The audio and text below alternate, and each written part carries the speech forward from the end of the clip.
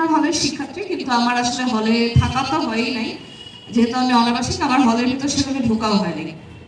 In fact আমি রোকেয়া হলে বেশ কয়েকবার ঢুকছি, আমি শামসুন্নাহার হলে ঢুকতে পারিনি। এখন এই নিয়মটা শিথিল করা হয়েছে, কিন্তু কিছুদিন আগে আসলে এমন ভয়াবহ স্ট্রিক্ট নিয়ম ছিল যে শামসুন্নাহার হলে গেস্ট রুম পর্যন্ত যাওয়া যেত। এমনকি আমি যখন ডিবেট করতাম হল সংসদের হয়ে, তখনও আমি ডিবেটের জন্য তোমাদের একটা রুমে ডিবেটের সেশন হয় প্রতি সপ্তাহে, আমি যাইতে পারিনি। তো ছাত্রী হলে সবসময় এই কড়াকড়িটা করা হয় যে অনাবাসিক শিক্ষার্থীরা ঢুকতে পারবে না, তারপর ডাইনিং এ যাইতে পারবে না, সবাই রাত 10টার মধ্যে ঢুকতে হবে, 10:30টার মধ্যে ঢুকতে হবে।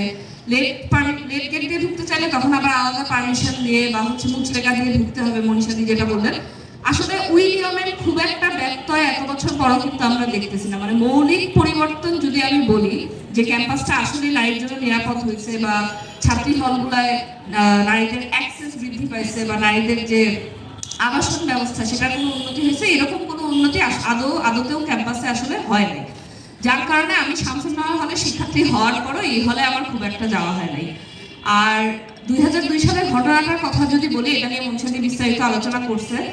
আমি শুধু এটাই বলতে চাই যে তৎকালীন যেই সোশিও ইকোনমিক প্রেক্ষাপট ছিল সেটা আসলে খুব একটা পরিবর্তন হয় নাই। এখনো যে কোনো আন্দোলনে নারীদের অংশগ্রহণের কারণে ঠিক একইভাবে ক্যারেক্টার অ্যাসাসিনেট করা হয়।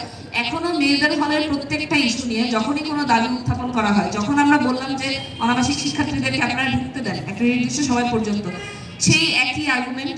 যখন আমরা বললাম যে আপনারা সান্ধ্য আইন বাতিল করেন, আপনারা 10টা হোক 11টা হোক, একজন শিক্ষার্থীর দেরি হইতেই পারে, সে যদি তার কাছে যদি কার্ড থাকে যে কোনো সময় আসলে তাকে ঢুকতে দেওয়া উচিত, তখনও আবার সেই একই তর্ক আবার রিইগনাইট হলো যে কেন একটা মেয়ে রাত 10টার পর বাইরে ঢুকতে যাবে। এবং এখানে অনেক নারী শিক্ষার্থীরাও বললেন যে আমরা তো আসলে চাই না। তো আমরা তো আসলে চাই না, এটা আসলে কোনো ভ্যালিড যুক্তি হতে পারে না, কারণ আরেকজনের স্বাধীনতা খর্ব করা এটা আমার চাহিদা হতে পারে না। কাজেই সান্ধ্য আইন এটা তো বাতিল করতেই হবে, হলে নারীদের অ্যাক্সেস বাড়াতে হবে, পাশাপাশি আমাদের পুরো যে ক্যাম্পাস এটাকে আর একটু নারীবান্ধব করার দিকে আমাদের আগাতে হবে। এবং 24 আন্দোলনের পর আমরা কিন্তু অনেকভাবে চেষ্টা করছি যে এই নারীবান্ধব কিভাবে করা যায়। যৌন নিপীড়ন বিরোধী সেল আমরা পুনর্গঠনের কথা বলছি। কলা ভবনে নারীদের ওয়াশরুমের ব্যবস্থা নাই, কলা ভবন বাদ দিলাম, ইভেন টিএসসি তেও যে ওয়াশরুমটা আছে এটাও ফাংশনাল না। বারবার আমরা বলছি এই জিনিসগুলোকে ফাংশনাল করার কথা, অথচ এত 2 বছর পরে সেও আমরা দেখতেছি যে কলা ভবনের ওয়াশরুম সংখ্যাও বাড়ানো হয় নাই, নিপীড়ন বিরোধী সেলও কার্যকর হয় নাই। আজকে সকালে ঘুম থেকে উঠে দেখলাম ক্যাফেটেরিয়ায় একটা ফিমেল জোন বানাচ্ছে। এই ফিমেল জোন দিয়ে আমি করবোটা কি?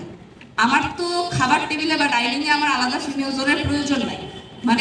নারীদের নিয়ে যে রাজনীতি, এটা পুরাটাই আসলে শোম্যানশিপের উপর চলতেছে। এক একটা দল আসে, তারা ওয়েলফেয়ার পলিটিক্স করে, কেউ এখানে ফিমেল জোন বানায়, কেউ জিমনেশিয়ামে নারীদের আলাদা জিম বানায়, কেউ সুইমিং পুলে আলাদা সুইমিং করার ব্যবস্থা বানায়, কিন্তু কেউই নারীদের যে মৌলিক চাহিদাগুলো সেগুলো ফুলফিল করার কথা চিন্তা করে না।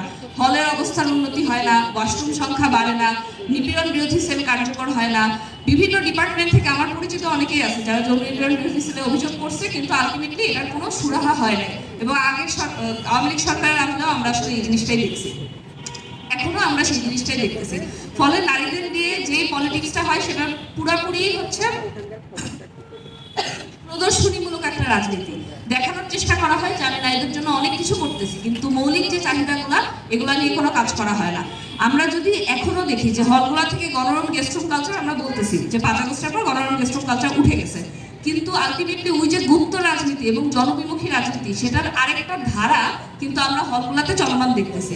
বিভিন্ন রাজনৈতিক দল শুরুতে তারা বলছে যে হলে একাডেমিক বিল্ডিং এ কোনো ফ্যাকাল্টিতে কোনো রাজনৈতিক দল এখানে থাকতে পারবে না বা কমিটি দিতে পারবে না। পরবর্তীতে সেই দলগুলাই কমিটি দিল এবং ওয়েলফেয়ার পলিটিক্স করলো, ডাকসুকে কেন্দ্র করে তারা রাজনীতি করলো। তখন আর তাদের এই বক্তব্যে তারা স্টিক থাকলো না যে হলে কেউ রাজনীতি করতে পারবে না, কারণ আলটিমেটলি হলে রাজনীতি করাটা কিন্তু সমস্যা না, সমস্যা গুপ্ত রাজনীতি করা, সমস্যা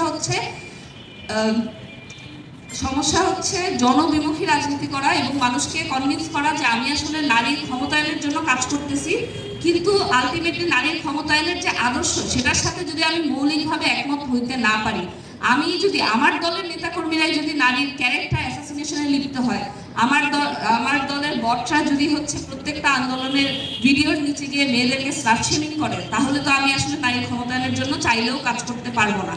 তো প্রত্যেকটা দলের আসলে অনেস্ট থাকতে হবে, নিজের রাজনৈতিক আদর্শের প্রতি তার সৎ থাকতে হবে, আদৌ তারা নারীর ক্ষমতা কিনা, চাইলে আসলে সেই ক্ষমতায়নের সংজ্ঞাটা তার কাছে কি, এই জিনিসটার ব্যাপারে তাদের ক্লিয়ার থাকতে হবে। নারীরা যেন ক্লিয়ারলি এই জিনিসগুলোর ব্যাপারে ইনফর্মড ওয়েতে সিদ্ধান্ত নিতে পারে যে কারা আসলে ক্ষমতায়নের জন্য কাজটা করতেছে এবং কারা করতেছে না।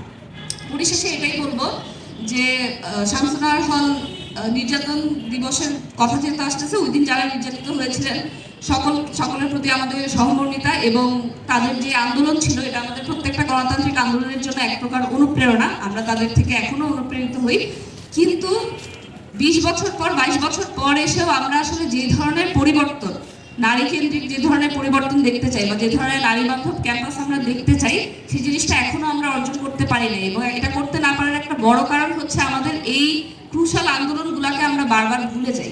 দেখা যাচ্ছে আমরা আজকে ছোট করে একটা প্রোগ্রাম করতেছি শামসুন্নাহার হলের সামনে, কিন্তু এই প্রোগ্রামটা আসলে কেন্দ্রীয়ভাবে ঢাকা বিশ্ববিদ্যালয়ের পক্ষ থেকে হওয়া উচিত ছিল, কিন্তু এটা হচ্ছে না। তো এই আন্দোলনগুলোকে আমাদের মনে রাখতে হবে, বারবার স্মরণ করতে হবে, এই আন্দোলনগুলো থেকে শিক্ষা নিতে হবে এবং পরবর্তীতে আমাদের নারী ক্ষমতায়নের জন্য কাজ করে দিতে হবে।